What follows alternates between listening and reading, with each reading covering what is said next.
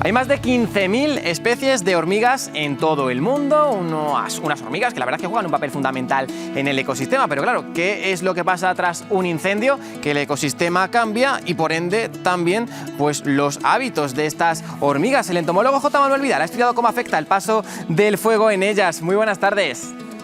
Muy buenas tardes, tocayo. ¿Cómo estás, hombre? Bueno, ¿por qué es importante, ¿no?, conocer cómo afecta el fuego a las hormigas?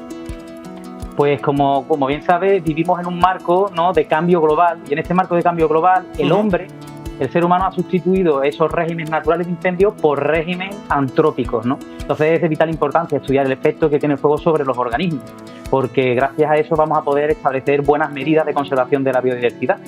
¿Dónde habéis realizado eso? Disculpa, no, sigue.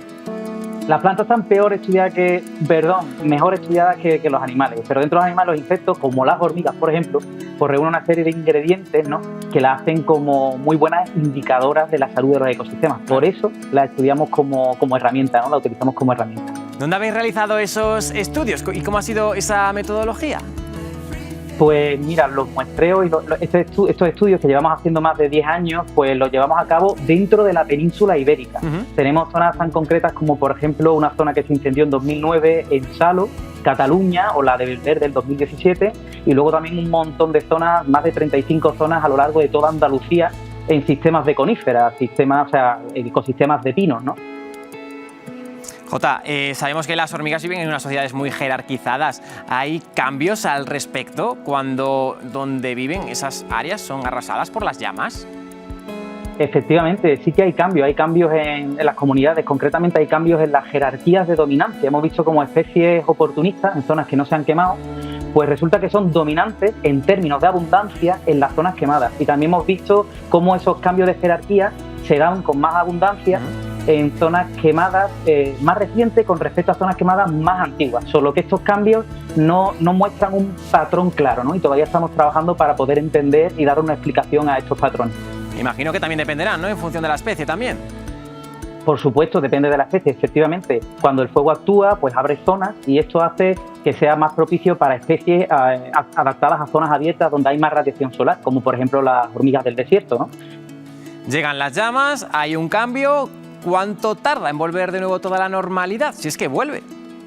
Si es que vuelve, efectivamente, dependiendo de la zona, vamos a decirlo así. Tenemos un estudio, por ejemplo, el de Salo que antes he mencionado, en el que la comunidad de hormigas no se recuperó en los 4 años de estudio. Sin embargo, en el estudio que he mencionado antes de 35 zonas a lo largo de toda Andalucía, en sistemas de coníferas, en pinos, ¿no?, en bosques de pinos, pues tanto los valores de abundancia como de riqueza de especies y de diversidad eran más altos en las zonas quemadas que en las zonas no quemadas, ¿no? Entonces parece que depende de las condiciones, de las características intrínsecas de la zona, como es la vegetación que había antes del incendio o la vegetación que se va a desarrollar después de haber actuado el fuego.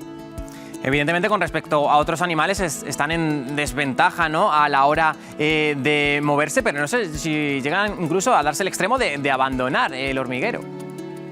Bueno, la cosa es que muchas especies de hormigas, también dependiendo de la zona de la que estamos hablando, pero muchas especies de hormigas son capaces de sobrevivir al menos a corto plazo al fuego, debido a que muchas de estas especies son epígeas y tienen sus nidos en el interior del suelo, ¿no? Claro. Y con una profundidad de 20 o más centímetros de profundidad, pues parece que es suficiente como para sobrevivir al fuego que actúa en superficie. Entonces, al menos a corto plazo, podríamos decir que sobreviven las epígeas. Habría que hacer un monitoreo a medio o largo plazo para ver si esas condiciones post-incendio luego afectan de otra manera.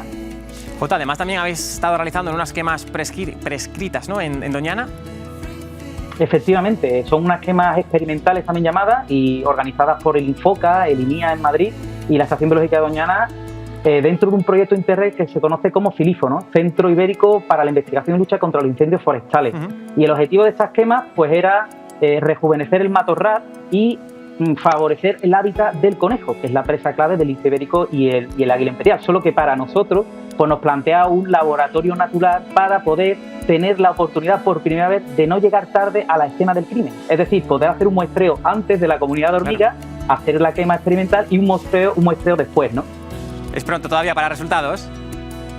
Bueno, ya tenemos resultados preliminares que han sido publicados en un capítulo de un libro de Viteco del Ministerio, y podemos decir que en principio, a corto plazo, el fuego no tiene un efecto, pero hay que seguir haciendo un monitoreo a medio y largo plazo para ver si esto sigue así o si cuando no hay alimento disponible en la zona post-incendio, pues las hormigas pues repercute en la comunidad de hormigas de alguna manera, ¿no?